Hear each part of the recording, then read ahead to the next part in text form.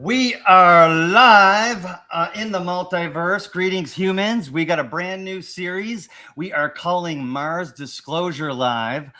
We're going to check out some anomalous features today, but first I want to introduce my panel. First, my lovely producer, Miss Indonesia Jones herself, Megan Gibson. How's it going? Oh, good. Very happy for this discussion today. I can't wait.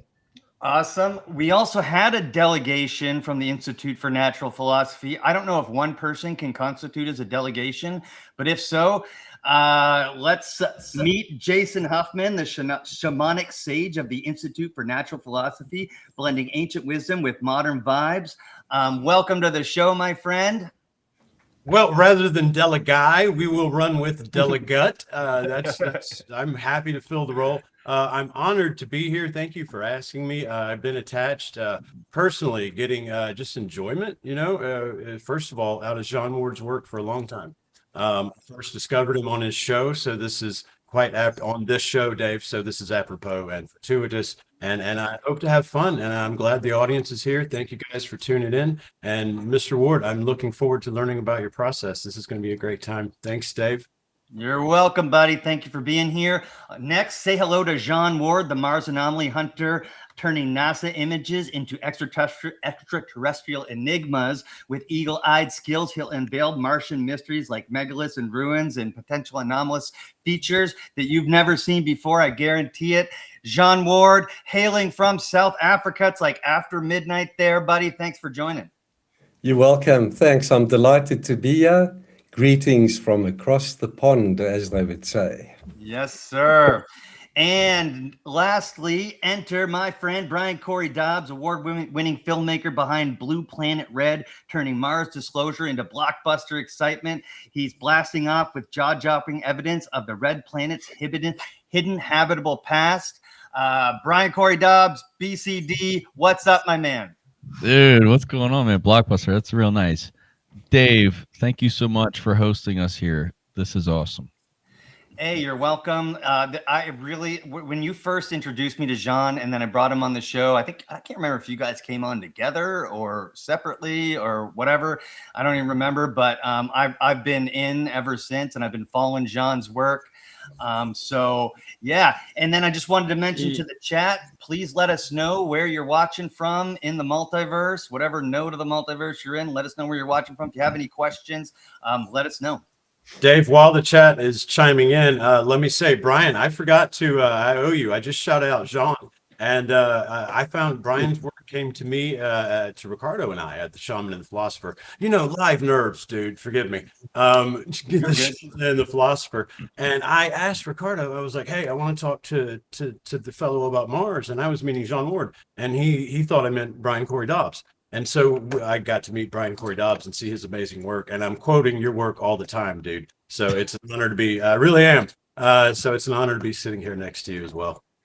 Yo, Cody, East 10 Outpost, dropping in. We got Tammy, the pet sitter, one of our number1 fans. Shout What up, out. Tammy?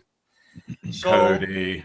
So, Brian, I want to start with you and let's just frame what we mean when we're talking about Mars Disclosure. What are we talking about? Yeah, sure. Just real quickly respond to Jason. Jason, thank you very much. We wanted Ricardo on this show. Ricardo was having some technical difficulties. We'll get him on next time for sure. Ricardo, I think, among all of us, has probably been looking at Mars Disclosure the longest. Jean, I'm not sure exactly when you started, but I know Ricardo's been working on it for a long time. So I know he's got a lot to say, and him and I have collaborated in the past on a few different things.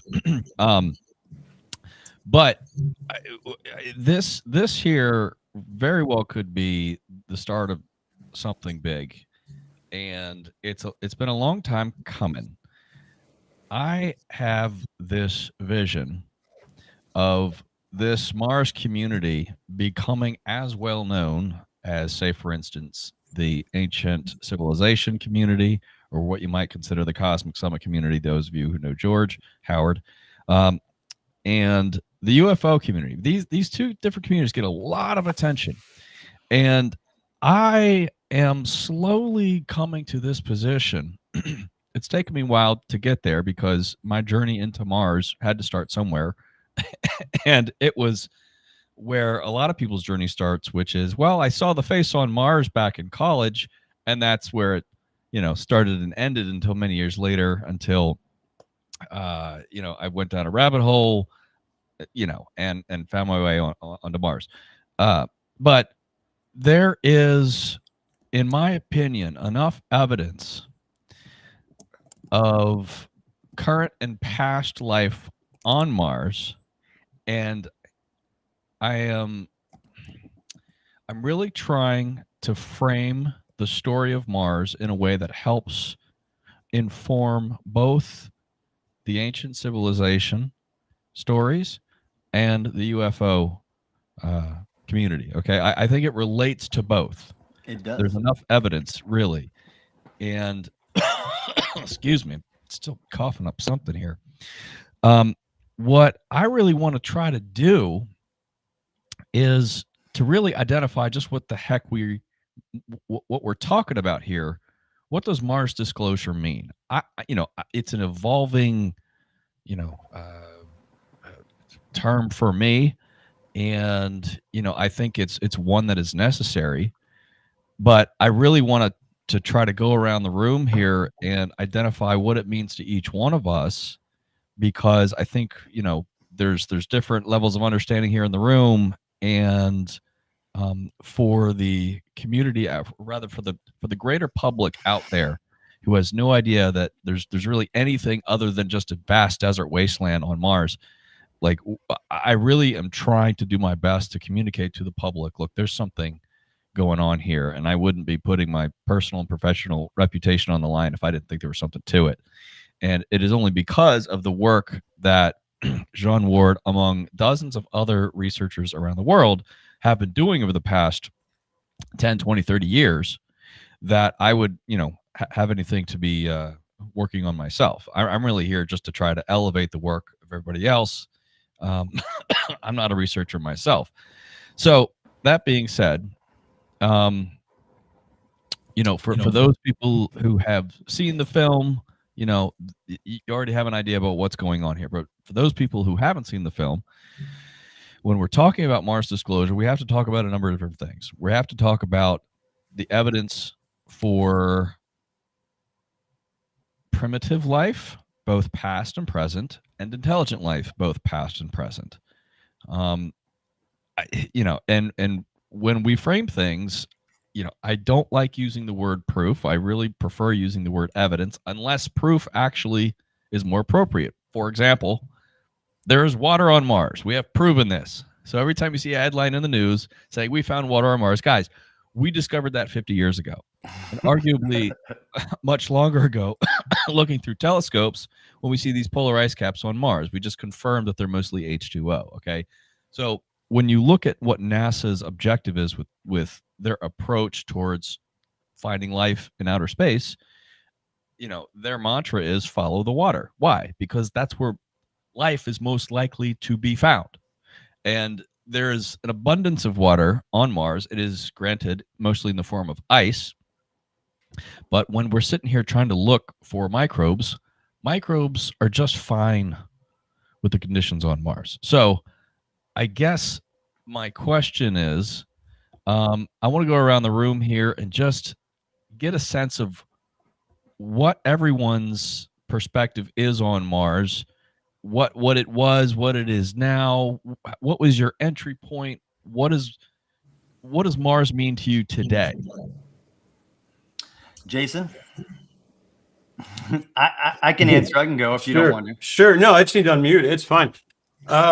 Right. So for those that aren't familiar, real quickly, my interest was at first personal. All the stuff you see behind me, a lot of native stuff. So my work was discovering mounds and native structures right out here in the woods. And then I got into the antediluvian, what we term lost civilization, discoveries in North Alabama. Then I came upon really the work of Jean Ward, and I saw him showing these images on Mars as I was discovering things on Earth that sort of blew my narrative that I'd been handed about life here on Earth out of the water, right? Well, now I saw the same thing. He was sort of pushing and portraying the same thing about Mars, right? Now, where do I personally feel it fits in the narrative? I try to keep it simple, right? Again, not proof. Here's what I like most about it, guys, because I'm a curiosity-driven individual. I like the questions that it poses because they are endless, right? So whether we're talking evidence or proof, the questions one gets from this stuff you're about to show us are really endless. Finally, I think it could tie in, as you say, to these things that people identify as, be they UFOs, be they whatever, that flies in the sky, because it is, let me say it like this. I like to think of it all as human, right? So if I'm finding structures in Peru, right, or LiDAR in South America that looks like some of these images of some of these things I find on Mars, right?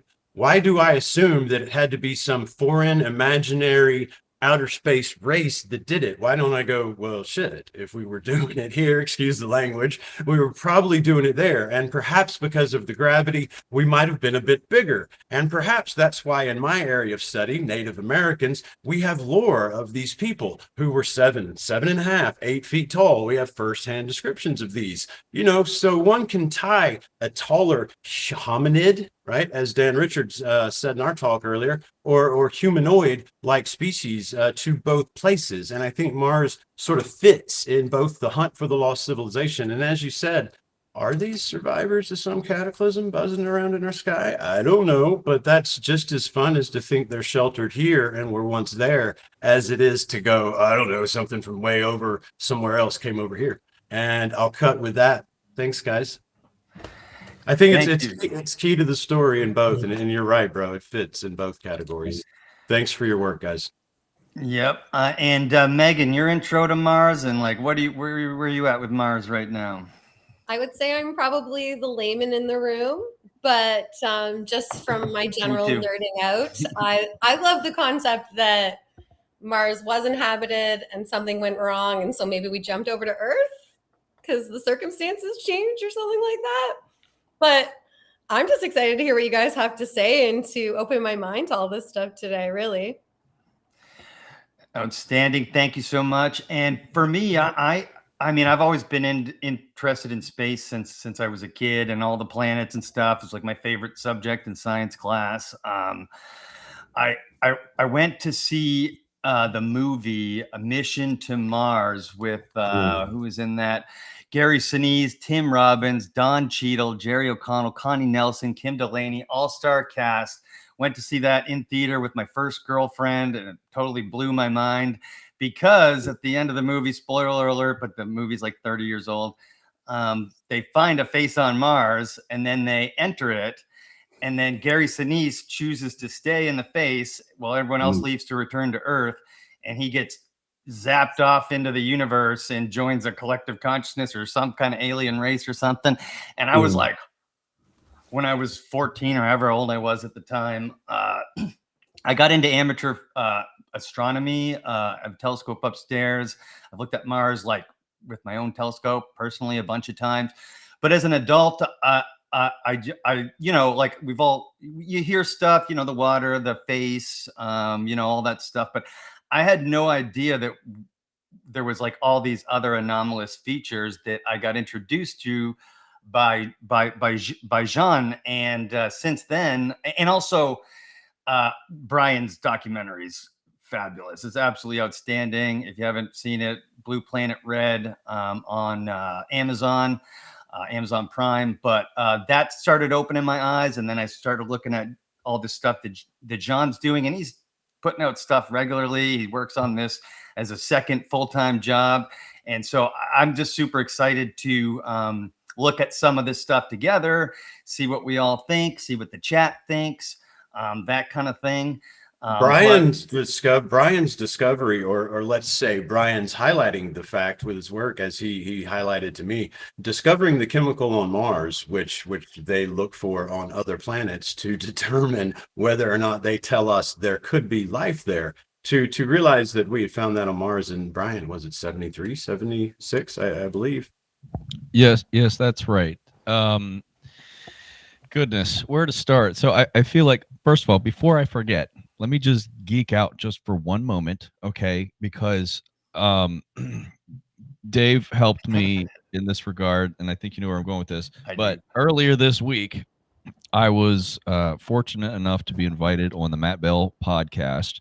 I got my cool big Matt Bell Limitless mug here, and I am super excited that the episode's going to come out in a couple of weeks, because I mean that's going to be some really good exposure for Mars Disclosure. So, you know, thank you, Matt Bell, for inviting me on. And I really went on there to do what I always do, is to really just not just talk about, I hardly talked about my film at all. I talked about the community and about the work that the community has done ever since, you know, essentially for the past 50 years. And, you know, Megan, for, I guess for the uninitiated, for people who don't know anything, that don't know much about Mars, you know, what we're essentially dealing with at a high level bullet point list here is, number one, strong evidence for current microbial life on Mars. We're looking at evidence for past microbial life on Mars and primitive multicellular life and intelligent life. You know, we have artifacts, we have structures, we've got UFOs, and then we've got essentially metaphysical analysis about what happened to the planet that is backed up by raw data. Okay. And that, like what you were alluding to before, sort of what turned the planet red, and if there were inhabitants, did they come over here? That whole story is very terrifying and heartbreaking. Yeah. But it's kind of heavy to deal with. So I guess I want to try to identify a starting point here. I want to make this interesting for those of us here, those of us listening. And I went on Matt Bell and I started talking about water and microbes. He's like, I need you to get to the awesome stuff. And I'm like, okay, man, we'll get there. You know. Well, so, I think we have both. That's what's cool about what, you know, Dave, you put together here, right? We have experts sort of in both the macro and the micro, right? As I'm fond of quoting Brian and your discoveries about the chemicals and the microbes all the time, Jean has look, in my work, guys, I just always tell people, just look at something, forget a narrative and look at something. Just look, right? What do you see? And that's what John's work then handles, is you've got these things that once you get them in front of you, you have to ask a question, you know, with yourself and with the story you're telling yourself. Yeah. And so we mentioned the work a couple of times, and Brian mentioned that there's dozens of researchers that have been looking into this stuff for a long time. And Rubate said something in the chat earlier that I wanted to highlight. Let me just put it up there. The most important stuff is obvious anomalies to official narratives at the back end of that sentence. That's essentially what you guys are looking for. You're not looking for, you're not claiming to see anything that like is totally like that you haven't seen. You're showing us images. So we've got one of the researchers here, Jean Ward, if you would talk to us a little bit about what you do in the process before we get into some pictures and stuff. Right. Okay, Dave, just before I do that. Yeah. I just want to give you my perspective on Mars Disclosure, if I may. Oh, yeah. Yeah, we need that. We can't forget that. That's important. Yeah. For me, Mars Disclosure goes about changing the narrative, getting the guys at NASA and the DoD, because the two work hand in hand. If you watch Max and his interview with Ross Coulthard, he shows clips of the Space Act of 1958 and the Brookings Report. And NASA's bound to secrecy in certain circumstances, which is, for the safety of America. But I want that narrative to change. I want them to come forward and say, listen, yes, we have discovered these things on Mars and the Moon and in our solar system, and this is what it is actually all about. That's what I want from Mars Disclosure. I just want the narrative to change up at the top echelons, what do they call it? The three-letter The agencies. three-letter agencies. Yeah, that's what it's about to me. I do this work. Or 4 letters, just FYI, because NASA. I do this research to inform the public. Even if I'm being shadow banned or my work is being undermined or marginalized, a lot of us in this research field feel that we're being marginalized. So for me, I'll just continue doing it. The process involves sifting through thousands and thousands of NASA photographs, finding anomalies, and then I present them to the public. I don't say what these things are. Sometimes I speculate, but I leave it up to the public to decide what they see for themselves. They must make up their own minds. That's so important. I don't push a narrative from my side. I leave it up to the audience to decide. Here and there, I will speculate, and I'll put my 2 cents worth in. But yeah, it's like a second job, literally. I've got my day job, and then I spend 4-5 hours in the evenings doing research.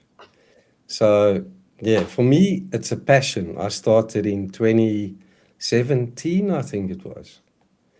And I can't stop. This is something that I'll continue doing for as long as I can. So I'm glad you guys find this work fascinating, and that the stuff I find is so compelling that we find Earth analogs to most of these things.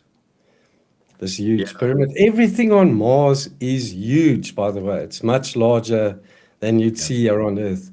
Specifically the pyramids, they are kilometers wide. So I agree with you, Jason. The guys, I think we're bigger than us, taller. I don't know if we are from Mars or if we descend from Mars, but the connection is there. Right, John? I mean, this once you see this evidence that you put forward, right? In my mind, I'm going to look for a narrative that fits, that just works for my own self, right? And so that is one that works for me, that I would have no disparity in believing that's an episode we forgot. Because when you look at this evidence that you're going to get to, you're going to ask questions, and I did. And so I had to find a way where it fit. And right away, when you see, as you said, those correlating images of South American potentially stuff and this Mars stuff, though it's much larger, your brain's going to figure out one way or another they're related, at least to me. And who knows? That's just my opinion. So, Go ahead, sorry, Brian. Yeah, we've got a connection to Mars. We are all fascinated with Mars and the moon to a certain extent, but in our subconscious minds, I believe we know there's a link, and it's missing. There's ancient knowledge and history that's been wiped, but in our subconscious, there's something that tells us, wait, there's something about Mars, and we can't put our fingers on it. It's intuitive. It's intuitive. Brian, I think you were going to say something. Yeah, sorry, Brian. Go ahead. Yeah, I think we should get into a show and tell here, but before we do, I want to go around and Jason, Dave, and Megan. One of the things I focus on is addressing skepticism head on, not trying to avoid it. So given that you're at varying levels of sort of integration with this idea of Mars and the artificiality hypothesis and all this other kind of stuff, speak freely about what you guys are most skeptical of. Don't be afraid to tell, because trust me, like, I'm skeptical of things as well. And when John and I are vetting images, we'll say, maybe not. Sometimes we'll feel like this is a really good example, and we'll go forward with it. Sometimes it doesn't really, it doesn't really have a good probability of landing well with the public, even though we may personally feel good about it. But given what we just sort of outlined, the scope of things that we've outlined and what you've seen thus far, and that this is probably more new for you guys than it is for Jean and I, and maybe Ricardo. Talk to me about your inherent skepticism with some of the stuff. I'm assuming that there must be some, and I'm just curious as to where you guys are at on that. I'll go first. So I want to make sure to point out that skepticism and open-mindedness aren't polar opposites, right? You can be very open-minded and also skeptical of what you're seeing at the same time, right? And I'm at the point in my life, just generally sweeping all across the board. If it's official if it's an official narrative, I'm skeptical. I know we're not getting the truth from the people in power. There are a bunch of lizard people running the world right now, and I don't want to get into that. But if you focus on Mars, when it comes to that, we've obviously haven't been told the truth, and it's being obviously cast aside, and that they've been sticking to this narrative for however long. And so I have a very open mind, and I all the way up to giant people building giant pyramids on Mars, and then somehow a catastrophe sent microbes to Earth, and Earth happened or whatever, and here we are. But all the way to that, but I'm skeptical of that idea. You know what I mean? Like, I need proof, evidence of that. But we are, as a community, and I wanted to point this out too, we're not going to get the answers we want from the official channels, those 3-letter agencies, or that 4-letter agency, NASA. We're not. Just like with the Lost Ancient Civilization stuff, we have to build community outside of that and start exploring this stuff. And so this feels like the first step. But I'm skeptical. I'm skeptical of everything. Like the face, I'm skeptical. I don't know. But what's hard to be skeptical of is the images that Jean is going to show us, because they're very clear, high resolution, and they're just anomalous. So, that's where I'm at. Jason, where are you at? I'm probably the wrong guy to ask about skepticism. Now, look, I believe that I have stood on evidence of the lost civilization here on this planet, right? So you gotta remember, I'm starting from that baseline, right? Now, are there things in these photos where I'm 100% like that's something? There's some of the photos where no, I'm like, that could very much well be natural. But here's the thing. It's once you start to look at the mass of anomalies, I do one other thing. Not only do I try to look up something objectively detached from narrative, as Dave pointed out, our institutions and structures have become so corrupted, right? That we know, my personal experience showed me that, we can't trust them. So I learned to read a person's passion. That's one reason that our show, The Shaman and Philosopher, Ricardo, who can't join us, that's why we started that show and why we originally had you on, right? Was I could see passionate individuals. I could see individuals that were not, excuse me, Dave, were not bullshitting, right? In their own energy and in their own passion and desire to get this knowledge out there and their belief in what they were seeing. Now, for me personally, guys, that has me in a pretty open place. And I will be happy to play that devil's advocate on some of the photos, because in my discoveries on Earth and my examining LiDAR, I have to do that with myself, all the time. I have to double check my own self, because I don't work with anybody.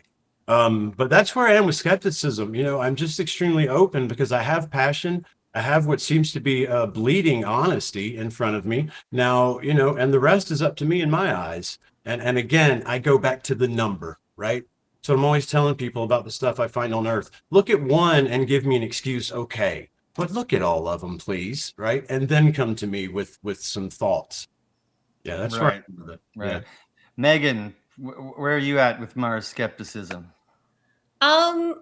So I say I'm also not the most skeptical person. I have a very open mind and I get pretty excited about new ideas. And I'm personally searching for lost ancient cultures on this planet. So it doesn't seem like such a stretch that there could be evidence of lost ancient cultures on other planets.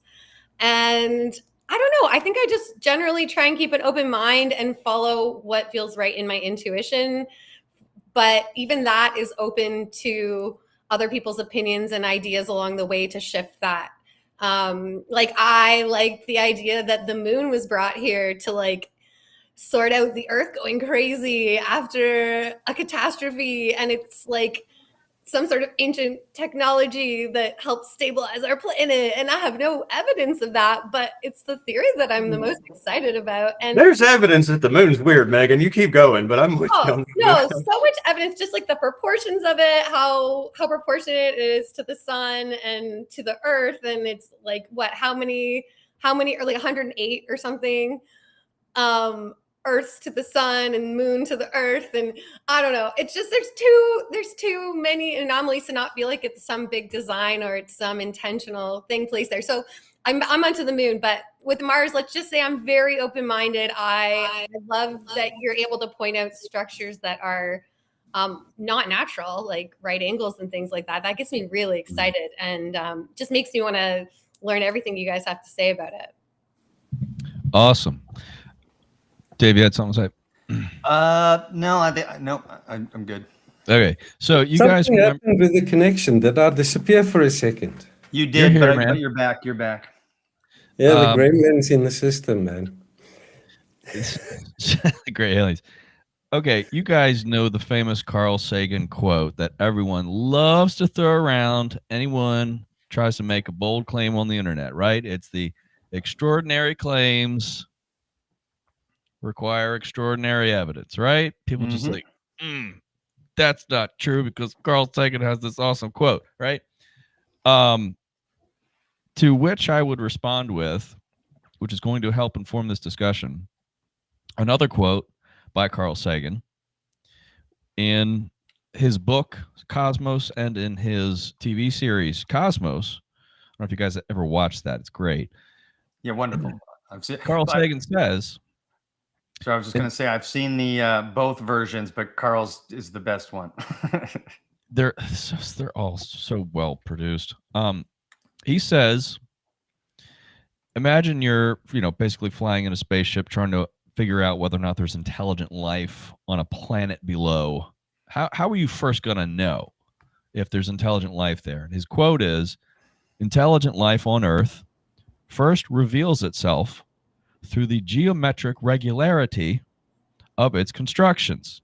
What's he talking about? Seeing long straight lines and angles and 90-degree angles, just things that nature doesn't do. Okay? So when Jean and I are taking a look at these images, and Jean has a really good eye for this. He's found so many things. Jean is a hero here of the thing, and we're gonna show, in my opinion, John's best discovery here in just a moment. I'm queuing you up, buddy. But first, I want to preface this by asking you guys: are you guys familiar with Land of Chem, Jeffrey Drum? Yes. Okay. Jason, John, I think you might know him, but he's been doing this analysis of the pyramids over in Giza. Long story short, his basic hypothesis is that these pyramids were not tombs. They were not energy creators, but they were energy attractors. They were lightning attractors, and they were big chemical plants and things of that nature. Okay. He's got a very well-developed hypothesis. And it was called Kemet in the old days. I get it. Okay. Okay. Yep. Now I'm going to start share here, Dave, just because he was on the Matt Bell podcast, and he was showing this one slide talking about the Great Pyramid and how the Great Pyramid was essentially a thunderstorm generator. It was designed to attract lightning. Now, how it did that was it was built in a very certain way. I'm just paraphrasing layman's terms here. Built in a very certain way to attract lightning. and so that it would it would have the highest positive potential charge at the top. I don't know if you guys saw this, but lightning being negative energy, and if you getting the positive energy from the Earth, the greatest voltage difference, electrical potential difference between the clouds and the top of the pyramid would happen right here in this red spot. And he says that this is the reason why there is no capstone on the Great Pyramid right now, because that's not where the greatest electrical potential would be. I don't know if you guys have seen this before. So now, if he's right, which they've done measurements and they've basically saying this is where the greatest electrical potential would be. So if he's right, this would help explain why other pyramids we see on Earth have flat tops, and why we also see flat top pyramids on Mars. Now, my buddy, where'd John go? And he just got I don't know where John went. He's Okay, back. He's back. John, this is your moment, buddy. So listen, He had to go run a little water. I had to go for a quick body break, guys. okay. So this, Sorry. in my opinion, changes the game. We are to jump, Megan. We're jumping to the deep end here. Okay, we're going all the way. I'm ready. You got me on pyramid. I'm in. Excuse me. Okay, this thing is incredible. It's 2.5 miles wide. Now, tell me, I ask this of anybody looking at this: does this look like a volcano?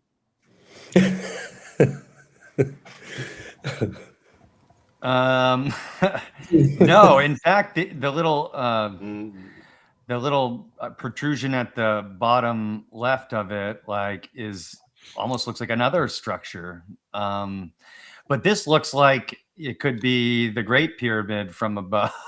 From above it. To be fair. Yeah, or one of the South Americans, because of whatever the correct terminology is, the foyer or the portico, right there on the beginning.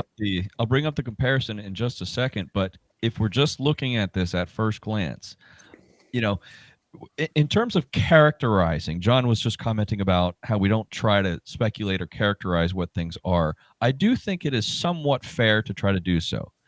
And here's why. Okay. So go ahead. Because NASA does it, and they're not doing it in good faith.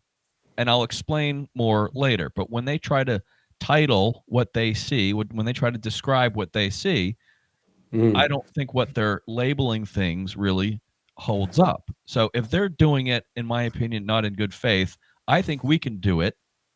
We have the right to do it as well.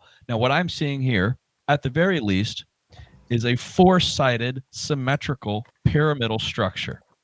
If you want to upgrade that to pyramid, I wouldn't argue with you, because it has four sides. It's not conical like a volcano would be. And by the way, the average size for a volcano on Mars, anybody take a guess about what I did the math on this, okay? What the average size of a volcano is on Mars? 10 miles. 100 miles. Yeah, it's something huge. I mean, it's going to be. Is it 100? Right? It's 100. Yeah. Yeah, Mount Olympus. What's that big one? Mount Olympus. Olympus Mons. It's the size of Arizona. Yeah, and right? there's three of them, right? That's the biggest, and the other ones are size of other smaller states. But yeah, so these things that are 2.5 miles wide, while that may seem large in relative to what we see in Egypt, okay, and they are, because the gravity is a lot lower. So if you were going to build a pyramid, you could get away with building something bigger. They're too small, really, to be volcanoes on Mars. Right. And what other factors could one use, Brian, to call this a volcano, right? I mean, even if we try to play devil's advocate, and I have what one could, if you really were trying, could call flow from that sort of, what is that, about 2 o'clock, the top right-hand corner of that thing, right?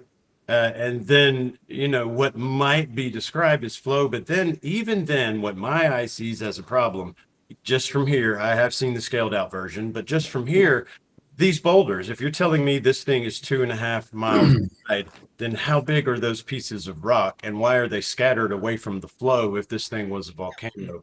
That to me is very flimsy. Outside of the whole four-sided thing. Yeah. So, and Jason, you were just making the comparison, which I got a couple of slides here just on this. Okay, here's it. These are what volcanoes look like. Okay, like you would expect them to look like, round or conical with a depression in the center with a caldera. Okay, so you know, any geologist, if they're saying that that's what this is, like you've lost me. Like that I don't see how that holds water. And as you guys know, like with unexcavated pyramids, they're not going to look pristine. But keep in mind that the surface of Mars is old. We're talking millions, perhaps even billions of years old. Mars was Earth-like before Earth was Earth-like. So, but it doesn't have the same erosional forces that Earth does right now because the atmosphere is virtually non-existent. And there's not flowing water all over the place. So I'm okay if there's a little bit of erosion or sediment deposition and things like that. Anyway, just skipping ahead here, this is the obvious comparison. And John, this is a perfect comparison. I mean, just look at this thing. How if you're telling me that Teotihuacan, when covered with just a little bit of dirt, wouldn't look like exactly what we see like on Mars? Wow. Right? Yeah. If I can add, Brian, I speculate this pyramid on Mars was covered with water for quite an extent, for a long period of time, and sediment gathered on top of this thing. And that's why it looks so weird. And then there was erosion, and then it stood in shallow water for very, very long. Look at the erosion pattern at the base. Just like the pyramids on Earth, I think this was close to water. Like waves there at the base. And let's keep in mind, and that side by side, let's keep in mind that even much of Teotihuacan as we see it today was reconstructed or, sort of glued back together versus how it really looked once they got all the nature off of it. Yeah. The similarity would grow, no doubt. So this is a staggering comparison, by the way. The chat's popping off about it. Right. I mean, I show this to people, and I think when we're addressing skepticism, I get it. I know what it's like to not be in the Mars zone, and for all this to be new, because all we've ever been told by NASA. By the way, okay, a few things just to contextualize this conversation. NASA is a great agency. They've come up with these marvelous feats of engineering that have furthered our understanding of the universe, and we love them for that. Okay, we have all these beautiful space pictures and all this data about the solar system and the galaxies, and it's a wonderful agency. I just don't think they're in the business of disclosure. Okay, so when they discover a lot of stuff, they're legally obligated to publish it, 90% of it, let's say. But they really just don't like to talk about their discovery. So when something like this comes along, the average Joe might say, well, if NASA found a pyramid on Mars, then they would tell me about it. And because they didn't tell me about it, then I'm not going to believe some random guy on the internet. So we have these amazing structures there, and I just think I lost my train of thought. But if we're addressing skepticism, here it is. I think what most people think is not unlike what I thought, and other people I've spoken with. It's hard to believe that these things that we'll be presenting actually are on Mars, or actually are the things that some people suggest they are. Because because they're on Mars. That is the reason. That can't possibly be a pyramid because it's on Mars. That's it. That's it. I jokingly said the first time you guys walked me through that, if you told me this was LiDAR of South America, I would not argue with you at all, right? My brain would go, we found a complex. Where is it? Let's go, right? Yeah. Now, And I wanted to shout out quick. Hold it. Where is he? Dobsonian Power Super Chat, $10. I don't know.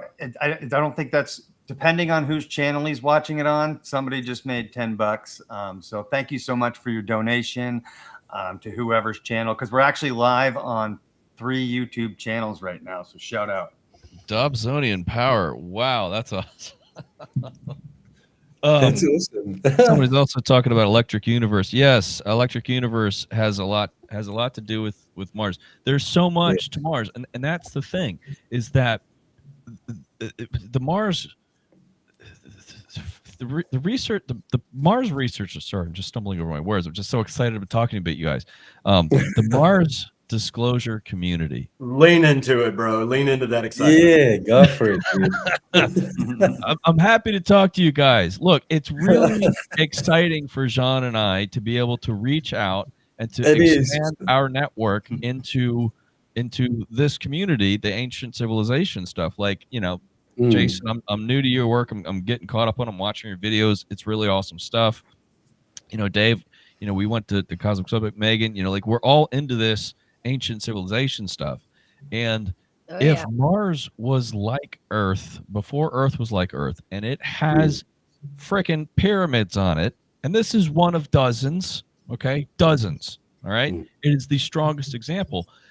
I believe that there's reason to believe, in my opinion, that humanity, and I have some metaphysical friends who sort of back this up, humanity perhaps could have started on Mars and been transported, or perhaps our predecessors in some way. There's this is not my area of expertise, but humanoids may have started on Mars and have traveled to Earth to get off of their planet.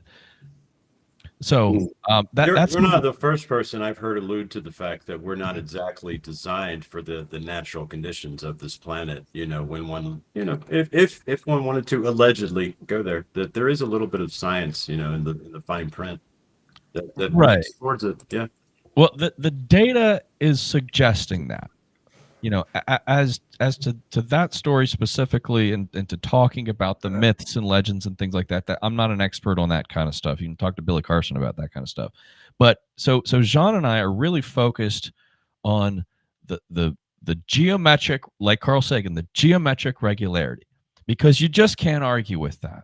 Because most people know the face on Mars, which has a variety of different interpretations. However, I'm producing a whole video on that shows more of a quantifiable analysis on that.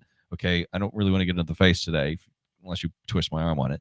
I just want to show a few key examples and have sort of John talk about like his methodology here, and like get you guys to react to some of this stuff. Because in my opinion, if you're looking at this, it just is intuitively obvious. Agreed. Intuitively obvious. I just wanted to, before we went past it, pull up a question from Rubate. Yeah. The more you carry on, I think is correct. The more intuitively obvious it just becomes. I love that everybody's wowed by the first one because we're just getting started. Yeah. He said, have you compared the LiDAR images, or have you used the LiDAR images, the Amazon in particular, to compare it to some of this stuff? Well, the LiDAR images that we have here on Earth show structures that we can only see. We can only see through LiDAR. We can't see with the naked eye because it's tropical jungle coverage of these things. And we see these square shapes, and we see these things. We say, hey, that's a city, or that's a pyramid. And arguably, they're of much lower resolution than what we're seeing right here on Mars. So we're perfectly willing to accept these LiDAR images as showing artificial structures here on Earth, and they look just like these little tiny, low resolution squares, squares and geometric regularities, like Carl Sagan would say.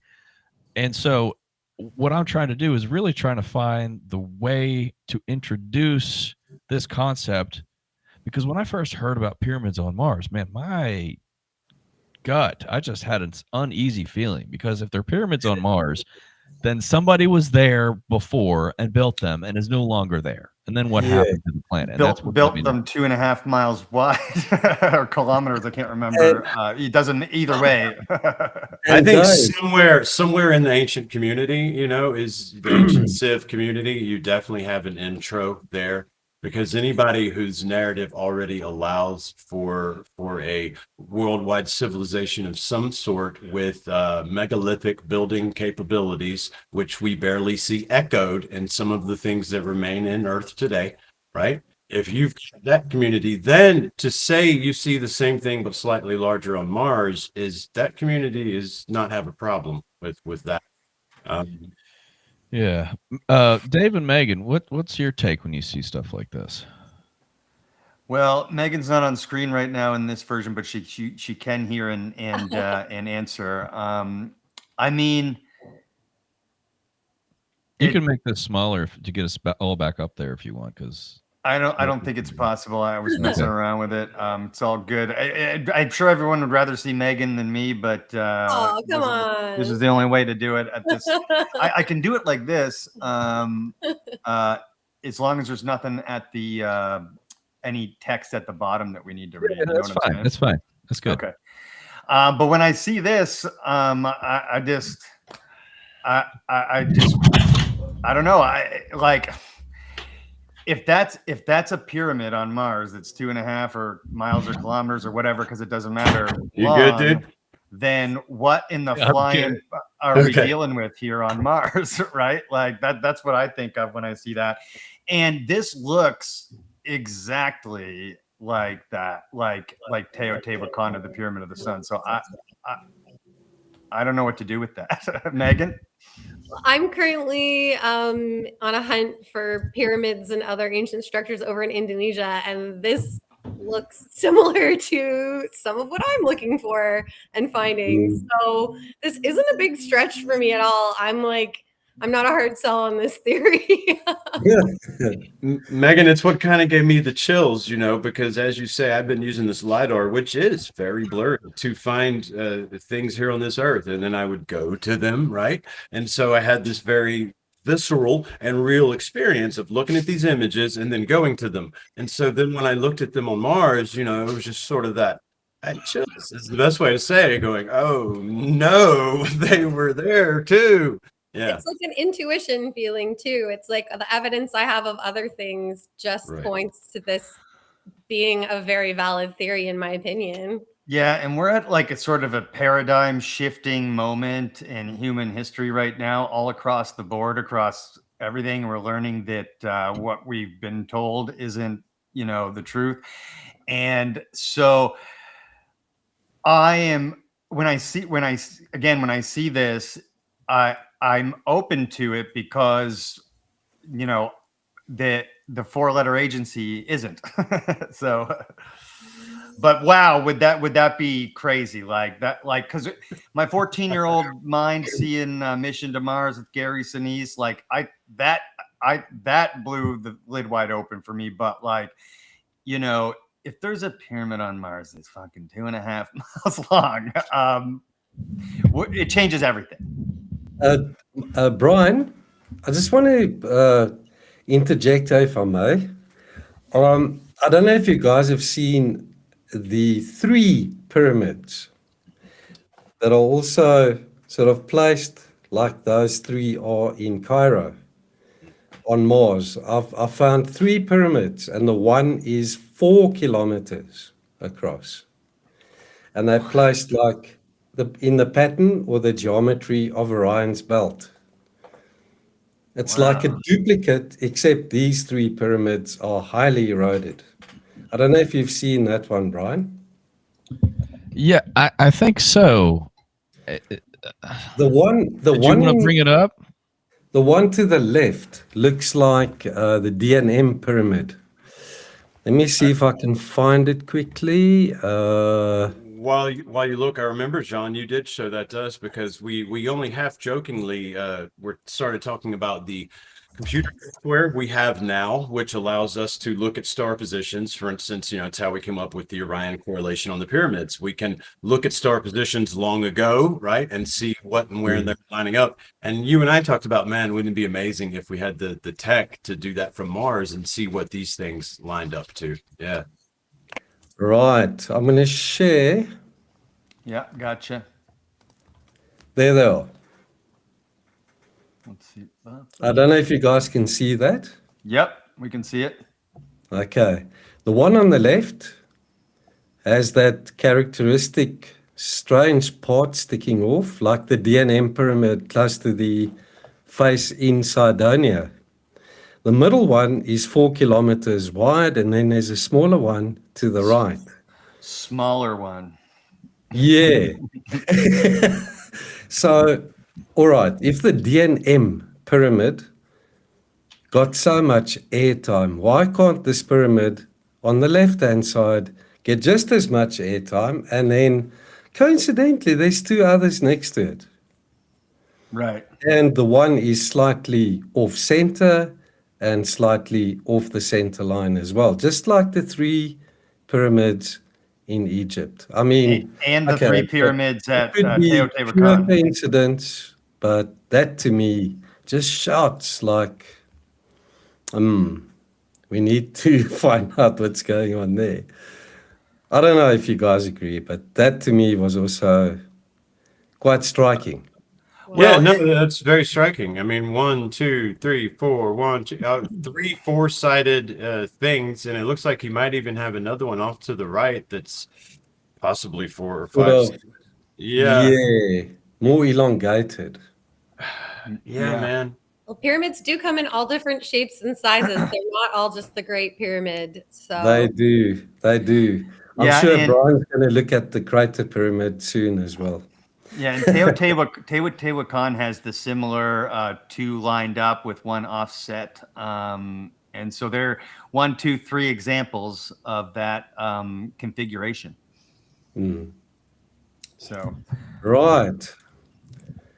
That to me was damn interesting. Yeah, Jean, it's incredible how much Jean finds. Part of what we are trying to do here is really introduce all the stuff that has been found prior to us getting into it by, an entirely different generation of independent Mars researchers. And let's just talk about that for a second. Maybe we'll save the face on Mars for a different day because it's a whole can of worms. But essentially what it boils down to is this. NASA has made a deliberate decision not to investigate these strange anomalies on Mars. And because they did that, there was that only left room for independent researchers to really get involved, most notably Richard Hoagland, which some of you may have heard of. And he did a great job at attacking the artificiality hypothesis, this idea that we have these man-made structures on Mars through a multidisciplinary approach. He got together an independent team of aerospace industry personnel, anthropologists, people from academia to take a look at these structures on Mars. And from let's just say around 80 up until the 2000s, I mean, they were really digging into this stuff. And then there were new generations of people started taking a look at this stuff. But Jean just mentioned the DNM pyramid, which I wanted to show to you guys. I don't know if Jason, Dave, you might have seen this before. Megan, you probably haven't. But when they discovered the face on Mars, they also discovered this other structure.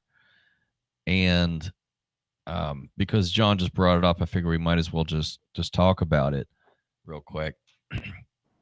Yeah, let's see it. Yeah. Okay. So 12 miles. See, here's the face Where is it? Here's the face up here. Okay. So right down here is this other funky structure. Okay, which is called the D&M Pyramid, named after the two people who discovered it, DiPietro and Molinar, the guys' last names. So if we take a closer look at this, what we see is this interesting starfish type of pattern. Where is it here? Okay, and we're going to get some various angles on it. This part up here is actually flat. It doesn't really count because it's not elevated. We'll see it better here in just a second. Here's a left side view. As I said, this part is flat. Okay. Now, keep in mind, recall that the surface of Mars is very old. We're talking millions. NASA says that the planet lost its atmosphere 3.5 billion years ago. So, you know, I don't know of anybody who has a better estimate about that, but that's why I'm saying millions. 10,000, 12,000 years ago. Maybe. Look, dude, I don't know. Okay. Brandenburg's thing goes back 250 million years. So look, it's old. All right. So it's not going to be in pristine shape. However, even after all that time, we still have a structure here. And we'll take a look at it from the other side. Okay. And by the way, this thing is 2.5 miles long. Again, these things are huge. Now you might say this side here is sort of damaged or eroded or something, and that's fair because it does appear it's not in pristine shape. It's old as AF. That's right. But that right side damage, you know, the face is also got some damage or erosion on its right side too. And by the way, they both point in the same direction. So if orientations mean anything to you, but if we flip it upside down, we see this starfish pattern here. And again, it doesn't look, starfish, here we go, doesn't look like volcanoes. No. Now, okay, there's Carl Sagan. Oh, all right. Now, if we overlay some angles with it, is this not the geometric regularity that Carl Sagan was talking about? Yeah. It's highly symmetrical, and it has repeated expressions of geometry.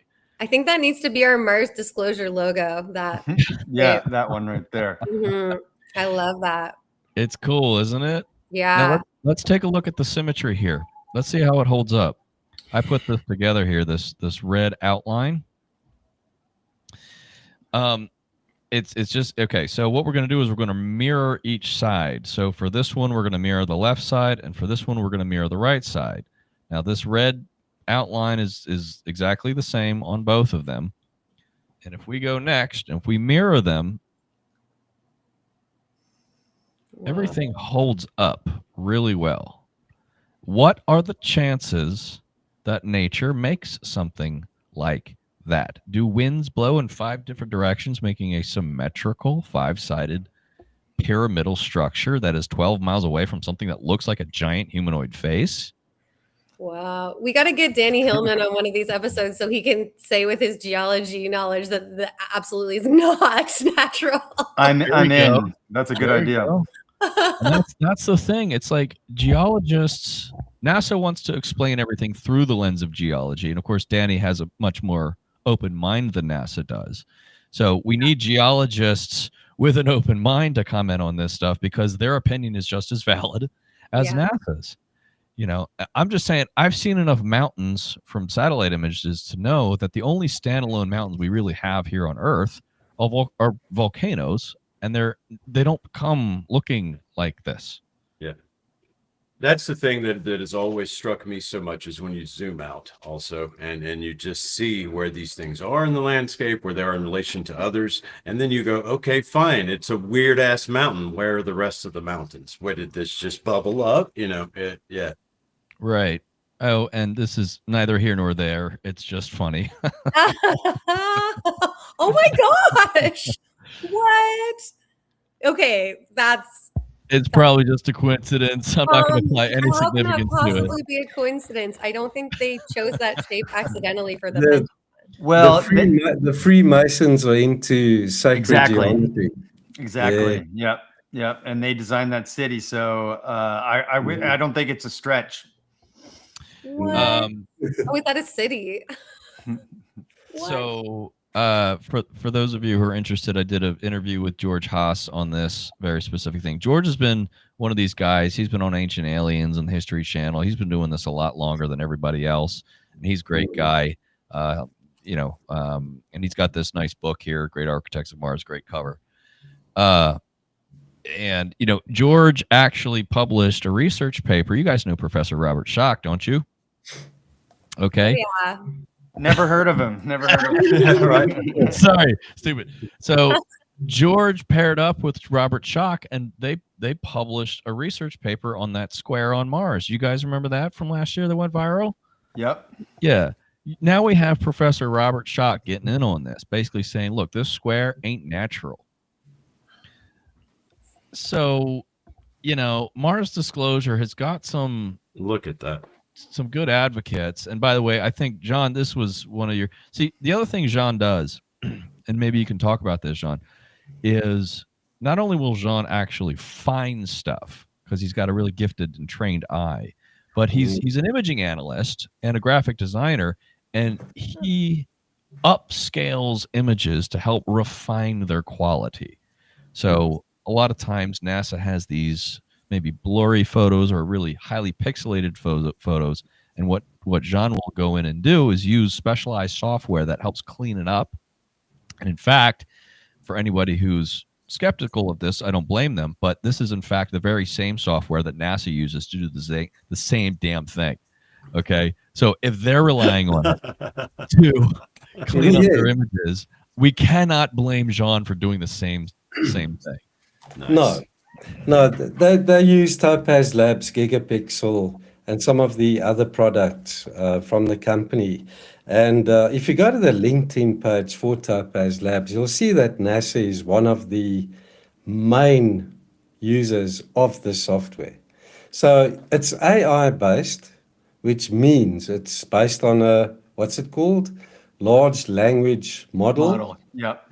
Yeah, and computer learning or machine learning. So every time NASA uses it, this AI learns from it.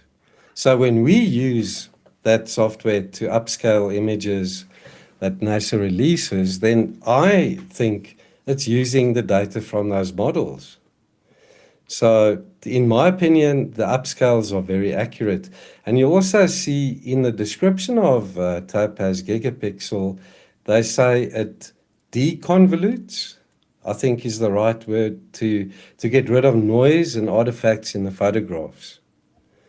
And that's another reason why NASA uses it, because it gets rid of all those artifacts, the compression artifacts, the Moyer patterns, that you get from compression.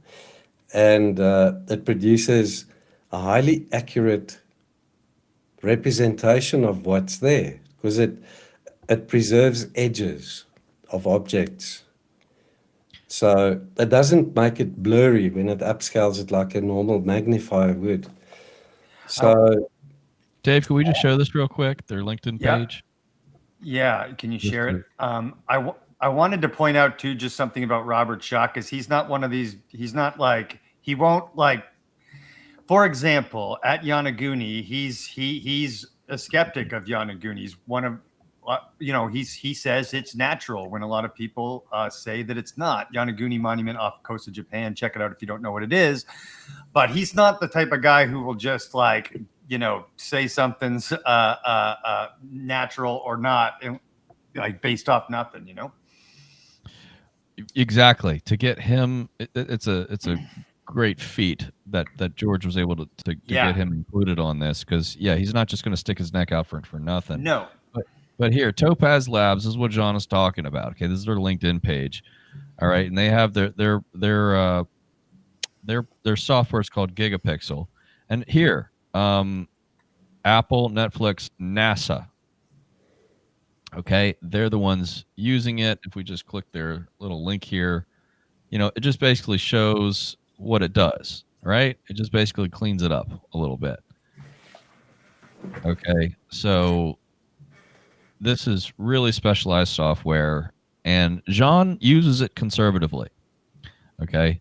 And there have been times where he's used it and it's rendered something, and then he's even gone back later and done a different render on it because the software was updated and it produces more accurate results. And in the interest of transparency, we really want to try to, quite often some of these things really don't require upscaling for you to tell that they're just anomalies. It's really just, okay, we know this is strange. We just want to see a little bit more detail regarding its shape. Get rid of the blur for me, because obviously I can see like it's a perfect circle sort of thing.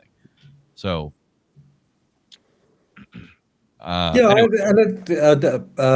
Brian, it's not like these upscalers that are available online for free, that you upload your photo to and then it upscales it for you and you can download the upscaled image. This is paid for software that is very sophisticated. Yeah. Right. And I can't overemphasize that enough, because these free upscalers do a really poor job, and there aren't really any parameters you can adjust. So you get these weird things, man, like extra ears and extra fingers, that sort of thing. Right. So, all right. Yeah, Gigapixel does an extremely good job, in my opinion. Should we go on to the next, Dave? We shall. Yeah.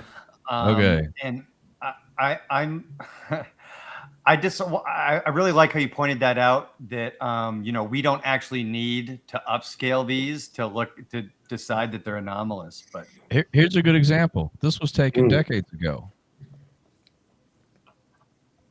Jason and Dave, you might have seen this, but Megan, you probably haven't. Yeah, the cone next, or the pyramid next to the pool, it's just weird. Yeah. That's very weird and anomalous. Just to give you well, if it was a crater, right, it would have done something to that structure or whatever, that mound next to it. It's hard to see them as separate occurring instances. It wouldn't have created that, so then how did that thing rise up out of nothing next to a crater? It's just hard to see them as separate instances. Exactly. That's the question. I mean, things on Mars are huge. What produces a 2.5 mile wall crater with the surrounding ejecta field? You see the ejecta. It's all over here, okay? And then we have this structure here. Now, again, let me go back one. Does it look? What does it look like, Megan? What do you think it looks like? What does it look like? I'm like, my brain's going to Atlantis for some reason. My brain's going to a ring pop. My brain often goes to Atlantis. Ring though, pop. so. A giant ring pop. We just learned a lot about Dave. This is like a word test here. The kid inside is coming out. Bill said it even has a boat ramp. The anomalous factor here is, first of all, why do we see something that is 1.7 miles wide right adjacent to an impact crater? This we don't need to go off on a remote viewing tangent, but this was the exact feature that Joe McMoneagle remote viewed during the Stargate program, that was declassified and is all the rave now on the internet. But this exact thing right here, NASA did take an updated photo of this to give us better resolution on this. You can clearly see, based on the shadows, that it's not conical. It has sides to it.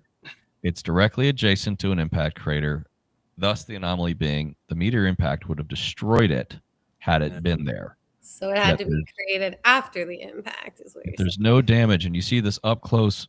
Like, this is where it touches. This is the rim of that crater. There's nothing on it. So How did it get there?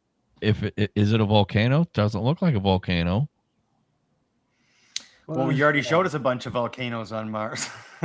I know that's what I don't know what else to call it, because is that ejecta, all around the big circle? Is it really Because could this have been some sort of large enclosed, source of water, perhaps, and then it would have been involved with the structure so that over time, if perhaps, say, an air burst or something, boom, up above these things, then you would have these walls or these structures or whatever around this circle go away.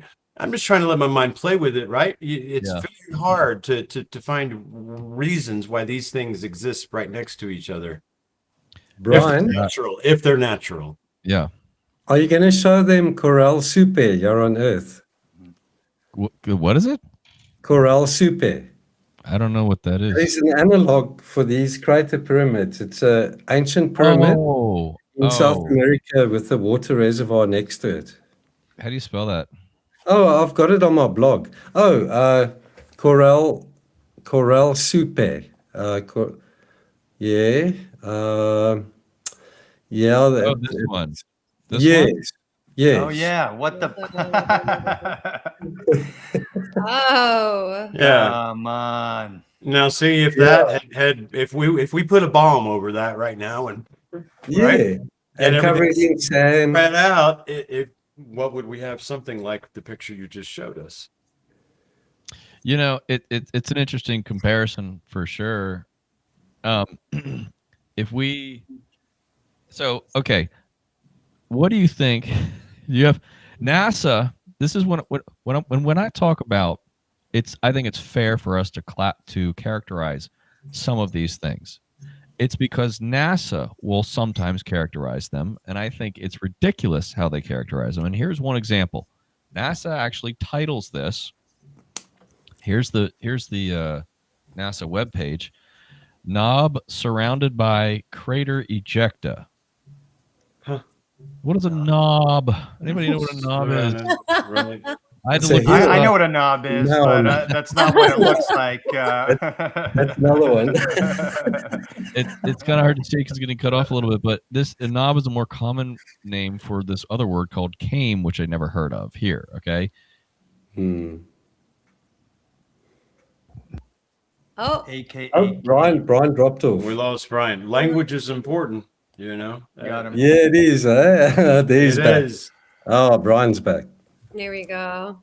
Am I A back? glacial deposit next to a crater. Okay. So yeah, it's loose material that gets picked up by a glacier and then just sort of deposited when the glacier melts away. And these are images of knobs or cames here on Earth. Wow. But it's like a small hill, not something that is 1.7 miles wide.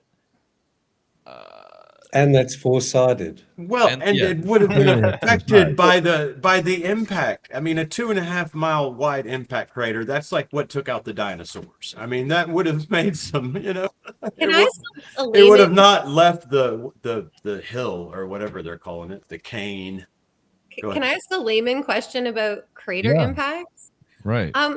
I hear there's a theory in the moon where no matter how big the impact, it only goes so deep, which is interesting to me. That looks like shallow for how big it is to me. So is there a similar phenomenon on Mars that no matter how big the impact, it only goes so deep? Do we know about that? Good question. Not sure. But here we see the surrounding area. And I'm just looking at this, and I can't describe it any other way. They just look like ejecta fields from an impact. I mean, I don't know what else it could possibly be.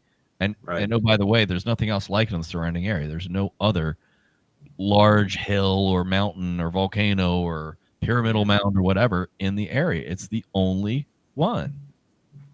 So does anybody really buy that this is a glacial deposit that just so happened? The surrounding ejecta is not on top of the structure. Yeah. The structure is on top of the surrounding ejecta. So it's these oddities that I'm just wondering, like, It's questions. Yeah. It's lots of questions. now getting back to the land of Chem, he hypothesizes, and he's got good data to back this up, that the Egyptian pyramids used water in order to function. Okay. So their proximity to water was important. And this got me thinking. Well, here's his slide on that. He's like, they had this water and it came in and they used it as a pump, blah, blah, blah, blah, blah. I encourage you guys to go check that out because it's really fascinating stuff. But it got me thinking, what would that crater be when the planet was blue? Right. A source of water. Yeah, and also a place to put a like that ancients would have put a structure, right? You know, like. Well, I mean, you can think of lots of reasons why, if we're going to call that an impact crater like the other holes around it, right? There's lots of reasons. Could be resources, particular resources. Could have been when it was blue, it held water. I mean, there's ad infinitum reasons, but it's, I think your main point in showing us this and getting us to study this is there's no story you can tell yourself about them coexisting. You know what I mean? Without some sort of manipulation from an outside unnatural force. Mm. Yeah, and just like here on Earth, the ancient civilizations would use the material that is naturally available to them. Like those caves in India. What do they call them? Bara. Bora. Yeah. They made these chambers inside these huge boulders. So yeah, too, if the water was receding and there's an impact crater or depression, they'd use that as a source of water. Why not? It almost looks like material has been taken away from the side where the structure, the pyramid or whatever it is. So yeah, my mind's starting to go towards where was the material to build this thing? Maybe they harvested it right from the edge of the impact crater. Impact craters we know here on Earth make shock quartz and all kinds of cool shit that have piezoelectricity. I mean, who knows? But it is kind of cool that it almost looks like they sort of were gathering material and from it. It's very cool, John. Now, interestingly enough, I said Joe McMoneagle viewed this exact one. Here's a presentation of him he gave in the 80s, okay, where he's showing it. Like he said, he remote viewed this very specific thing. And he's the one. This image came from a remote view. Well, I mean, NASA took the image. Oh. He was tasked against this target, not knowing it was Mars. And he said, I see pyramids. I see beings, tall beings, and it seems like they're going through some hardship. I'm sort of paraphrasing here because they've had massive geological catastrophe and they're trying to find a new place to live. Okay, he's seeing large megalithic structures and the horizon looks different. Why does the horizon look so different? He didn't know he was on Mars when he saw this. It was only after the fact that he was told, oh, by the way, you were on Mars. He was like, what? So, I mean, you can look at the transcript. It's crazy reading this stuff. And here he is giving a whole presentation in front of I forget where, a UFO conference or something like that back in the 80s. Now, the interesting thing is that this is not the only crater pyramid. Jean has found others, so has another gentleman. His name is Gary. And I'm like, guys, I just don't see how nature would do this. Wow. And I want to say that Joe McMoneagle is regarded as one of the most prolific remote viewers ever. So, right, over 450 like successful remote viewing attempts and stuff like that. Yeah, so, well, he's found missing kids, and it's incredible. I interviewed him. That I'm doing a whole video on that later. But I mean, there's something to this remote viewing, and anyway.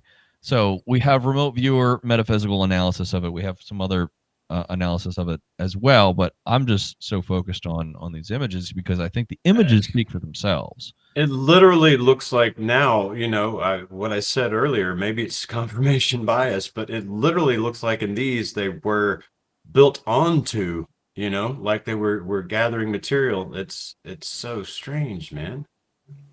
Yeah, Jean, you found this first one, didn't you? Yeah, coincidentally, Gary and myself found that thing on the same day. Because when I published my video on YouTube late in the afternoon, yeah, South Africa time. Gary said to me, yeah, but he's just posted to X, the same thing. Like a day apart. Yeah. So It was so weird. He thought I was copying his work, but he didn't even give his coordinates as to where that is. So it's very weird that we discovered that thing basically at the same time. That is very weird. I've got Yeah. something in that one too on the left, guys, that I haven't seen anywhere else. Look at the way it's flowing, or seems to. There's like a plateau, from the ejecti that we see in a lot of these pyramids that I don't know, must end at something. Sorry to interrupt, Jean. No problem. There's also, if you look at the landscape around the first one, it looks like there was a river that flowed past. Yeah. And it also looks as if it was standing in shallow water for quite an extended period of time. Look at the erosion around the round depression. That would make On the sense. Wouldn't it? surface. It's like eroded away from water. It looks like your sandcastle on the beach when the tide comes in. Right. Yeah, Yeah, right. very good. That's a good comparison. Sure does. So and I'll and this one over here is remarkable. I mean, my God, Absolutely mind-blowing. it's just as square as the one that Jean found. So, and again, these things are look. There's a crater next to it. Obviously, it's huge. I don't know the exact measurement on this, but in general, these things are about a mile big at least. So, and guys, this is just where it starts, man. There are others that John has produced hundreds of videos at this point, not just on pyramids but on artifacts. Maybe we'll get into artifacts next time because we're running long here. Almost 1,000 videos, Brian. 1,000? Yeah.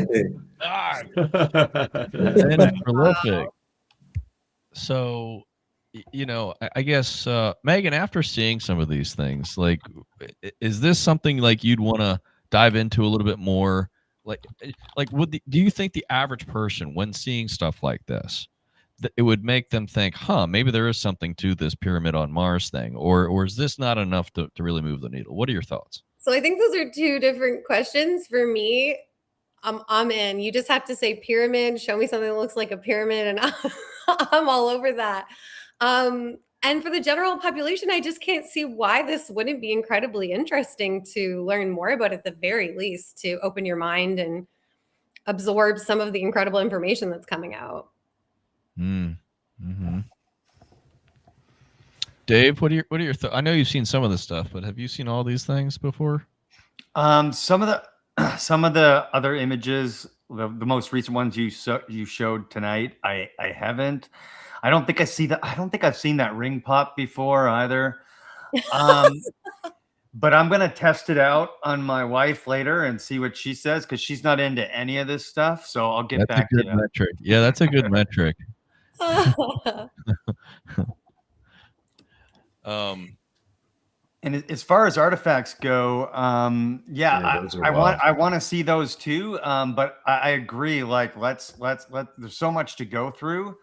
That maybe pyramids could be for today and artifacts could be for another. But if you want to see the art, if you can't wait, just go to Jean's channel. Go to that man's page. Yeah. If I saw those on a LiDAR on Earth, guys, I'd be in there. I would go there to see what it is. That's what I have to say about it. That, and for an audience member, look, if you really want to try to work with it, just look at any of these pictures and play in your head with your imagination natural circumstances that would create what you see before you.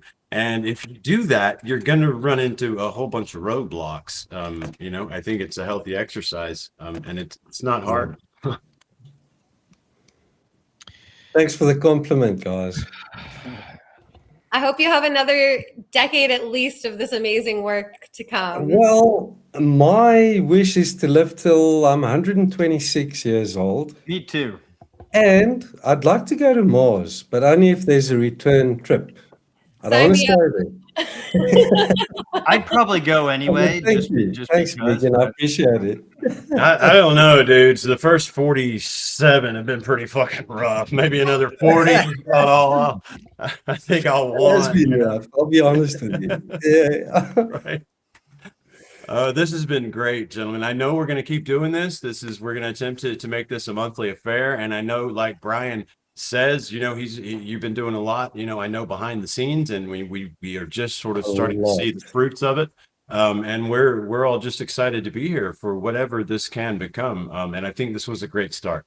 Because you're giving people a soft intro, and then once we get to the artifacts, yeah, it's just, oh my gosh. there's wires and barbed wire and doors to nowhere, and you can see, it gets pretty wild. We have to wait till next time. I'm so intrigued. Sorry about the cliffhanger. Yeah, but I think it's going to be worth it because we've got a lot of stuff to look at, and a soft intro is in my opinion, a good way to do this.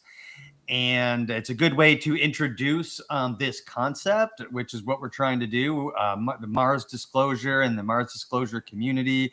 What is it? What are we trying to do? How are we trying to do it? Right. And I'm so grateful for how much work Jean and others have put into this so that we can just show it to the world, and Brian can do his orchestrating behind the scenes and get this stuff out. I mean, do you know when that episode's dropping, Brian, on Matt Bell, or has it dropped yet?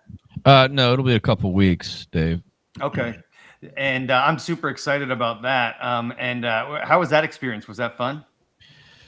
Yeah, it was pretty cool, man. Before I forget, let me just show one more slide, because this is our introductory episode, and I think this is important. Yes, please. Okay. What is it? Cliffhanger. Hang on. Okay, Dave, you can stop the stream. Here we go. Okay. Me and John are here, but I wanted to recognize, let's see, guess allow. Just one more quick screen share, Dave. Got it. These are the folks who John and I have been in touch with. There's other Mars anomaly researchers here. There's people who are studying biology, artificiality. Some of them have been doing it for a lot longer than me and John here. So, these are the people who we really need to help elevate, because they're working behind the scenes. My friend Barry here has been working on this stuff since the 90s, and has helped inform me a lot about the biology experiments that have been done on Mars, and the history of Viking, and our new buddy Max, who's been doing a lot of the stuff with the moon. Jeff Cruikshank, who has been he's down in Australia. So this is really worldwide that these people, Rami over in Israel, he's kind of hard to get a hold of, but he has arguably found the most important artifact. In my opinion, he has got the top-notch artifact on Mars that I don't see how anybody can argue with it. John, I think you know what I'm talking about. We'll save that one. We'll start with that one next time. You guys are killing me. Yes. Let's do that. I know. Calendars for the next live stream, everybody. Megan, Jean messed up and he sent me his PDF last time so I could share it with the audience. So I can slide his presentation over to you. But you're welcome to. My stuff is public domain. I don't mind. Yeah. So I showed this at the beginning of Matt Bell, so hopefully it makes the cut in the podcast. I just wanted, my goal here is to try to elevate the work of everybody you see here on this list, and this list is growing. Sorry if I forgot anybody, but Hey, Yeah. maybe now we're starting this. I add your guys' names to it too. These But- are all Yes. people we need on the show as well. Let's I- get yeah. Well, I did Yes. want to tease that we may be getting the legend himself, Mr. John Brandenburg, just throwing that out Oh, there. wow. That will be awesome. Potentially, we'll see. Yeah. Potentially, Danny Hillman, a renowned geologist from Indonesia, to look at some of this stuff with us. So we've got plans, guys, to show more stuff, to bring on more experts. Hopefully, Ricardo Calvario will have his. Well, and speaking of Ricardo, he has an in with a potential name that was mentioned earlier. I'm not going to ruin it just yet either. That wasn't on that list. But I'm very excited. I think we've got to go through one person first before we get to that interview. But yeah, we're all over this topic, and I'm excited. And guys, I'm just pleased as punch to be here. I think we established something. Brian, you said it first. This community is a great community to start introing because they're already familiar with looking for these structures here on Earth. That's what got me hooked, and I think this was a great beginning. Thank you all.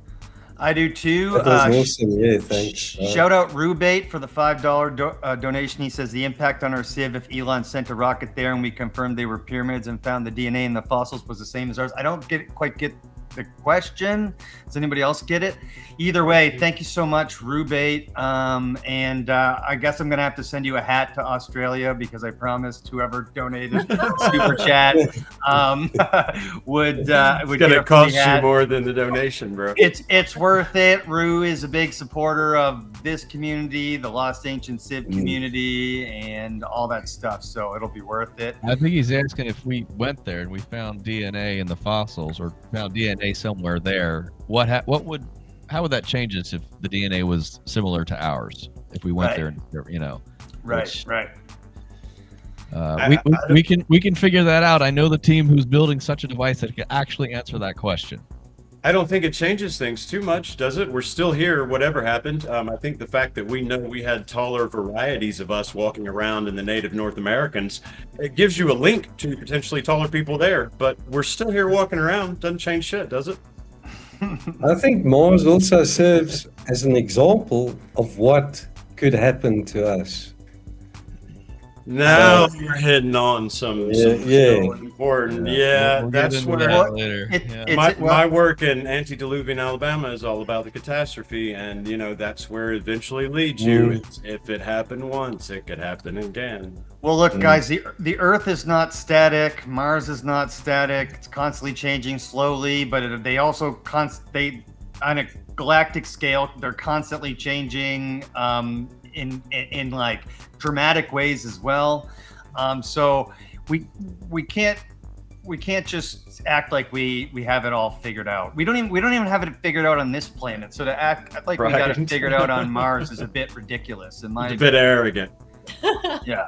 I always say the more I find, the more questions I have. And questions are good. Being wrong is good because it leads you to correct answers, Being humble. Do you know the ultimate definition of humble is to remain teachable? And by guys like John Ward and all these other independent researchers out here bringing things to us, they are humble, and I think we all owe them that in return and the respect. Appreciate it, guys.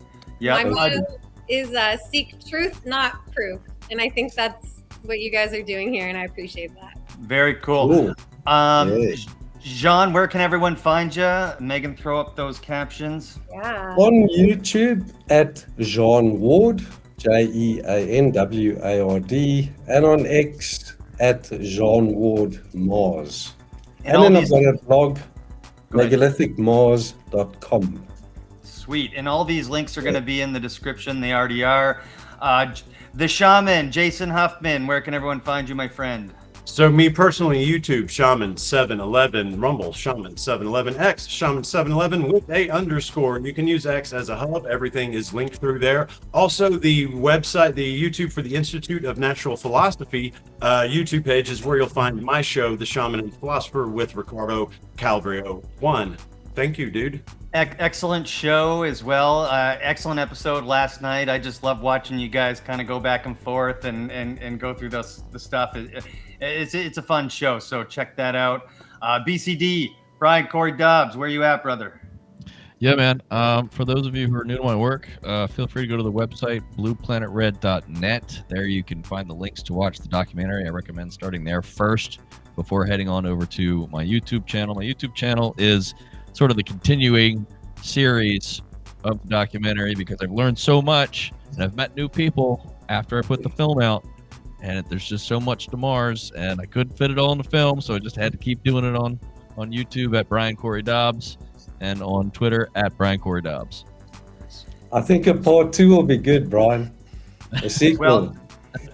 Totally. And also the chat's already asking for they're down for a monthly go at this. So sounds like a success. I also just wanted to put it out there into the universe. George Howard, let's bring Jean Ward to the next Cosmic Summit. Let's bring him here to North Carolina. Have him show some of this stuff at Cosmic Summit. That would be outstanding. George Howard, if you're watching. Oh, we'd go, dude. Super chat, $20. Love the Mars content JW provides. He started doing the moon as well. So yeah, we'll even dig into the moon at some point in this, I think, too. To those of you in the chat, everyone, Bill, Tammy, Rob, I can't pronounce some of you guys' stuff. I just wanted to say thank you so much. And thank you for the super chats. I don't know exactly where they're going because we've never actually streamed on three different YouTube channels at the same time. So some of us made a couple bucks tonight.